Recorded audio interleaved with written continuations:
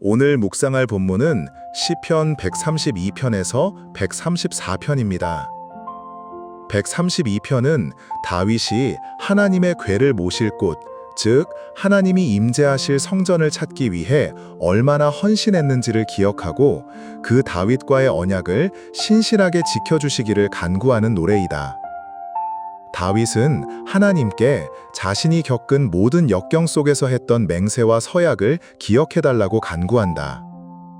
그가 했던 맹세는 하나님의 법궤를 위한 적합한 처소를 찾기까지 안식하지 않겠다는 것이었다.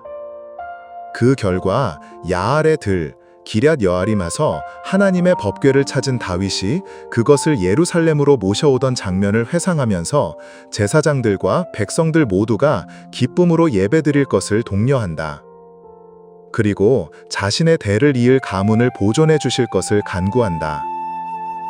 이렇게 하나님의 전에 대한 다윗의 열심은 하나님을 향한 다윗의 마음이 어떠했는지를 잘 보여준다.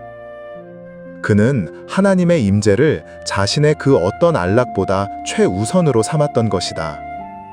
다윗의 관심은 애오라지 하나님께만 있었다. 하나님을 예배하며 사는 것, 그것이 다윗의 진정한 소원이었으며 다윗의 행복이었다.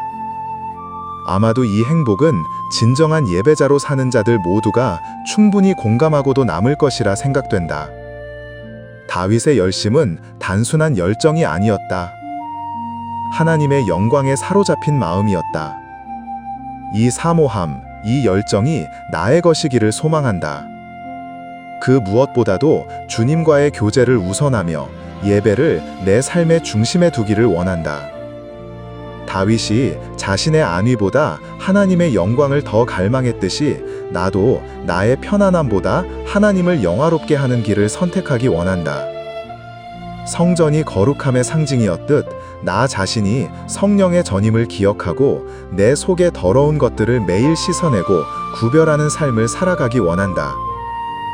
그럴 때 하나님이 나의 삶을 통하여 당신의 영광을 드러내실 것이라 믿어 의심치 않는다. 하나님은 그러한 다윗에게 약속의 말씀을 주셨다. 다윗의 후손으로 하여금 그 왕위를 잇게 하시겠다는 것이다. 그리고 하나님의 궤가 있는 시온을 특별히 택하여 거처로 삼으시겠다고 약속하셨다.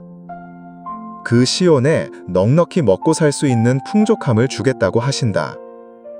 제사장들을 통하여 구원의 은혜를 전하고 백성들은 그 구원의 기쁨을 누리게 될 것도 약속하셨다.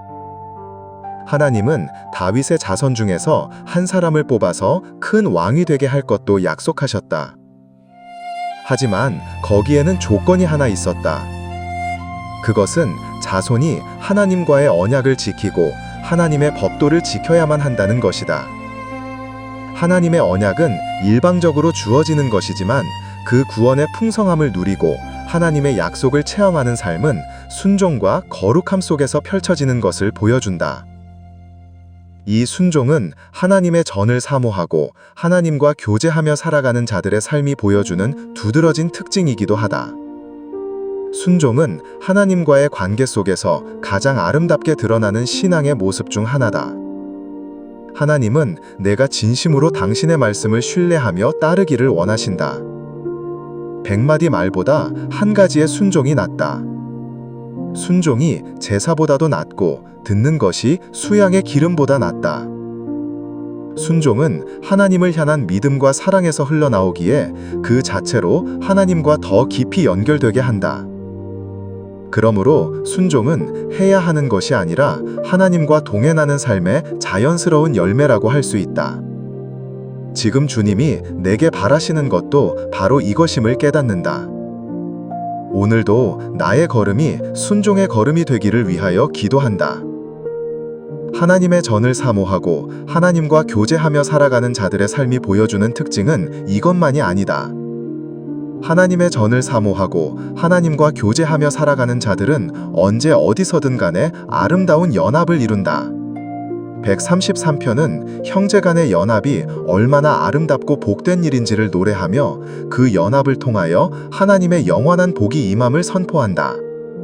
이 연합은 단순히 함께 있는 것을 넘어 마음과 뜻을 같이 하여 조화를 이루는 상태를 의미한다.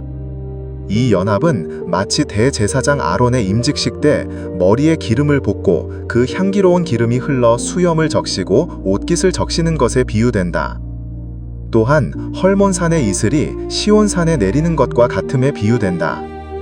이는 연합이 얼마나 거룩한지를 보여주며 공동체에 얼마나 풍성한 생명력을 주며 영혼을 소성케 하고 살리는 그러한 선한 영향력을 미치는지를 잘 보여준다.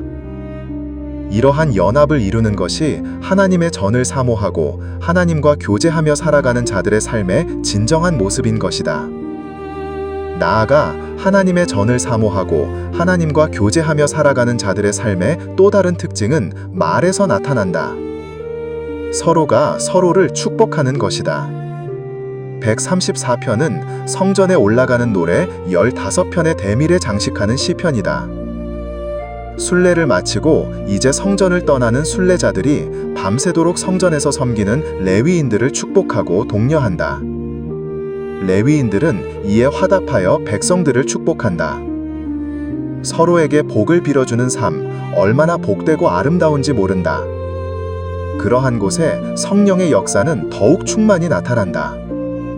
서로 미워하고 비방하고 시기하고 질시하는 곳에는 악령만 역사한다. 하나님의 전을 사모하고 하나님과 교제하며 살아가는 자들의 입에서는 언제나 복된 말이 따라다닌다. 유익된 말을 하고 위로하고 칭찬하고 격려한다. 생명을 주는 말을 하고 소생케 하는 말을 한다. 정말이지 서로 복을 빌어주며 살아도 부족한 시간이다. 짧은 인생을 살면서 부정적인 말, 비난하는 말, 저주하는 말에 시간을 허비하는 것은 정말 어리석다. 이왕이면 복을 빌어주고 이왕이면 덕담을 나누면 얼마나 좋은가. 하나님을 사모하며 살아가는 자로서 나의 입술이 이렇게 변해야 함을 깨닫는다. 무심코 내뱉는 부정적인 말, 비판하는 말, 비난하는 말들을 철저히 삼갈 수 있기를 원한다. 주님이 내 입술에 파수꾼을 세워 하나님의 자녀답게 축복하는 말, 건더기 되는 말들을 하며 살아갈 수 있기를 원한다. 오늘 하루도 나의 말에서 하나님의 자녀다운 모습이 나타날 수 있기를 진실로 소망합니다.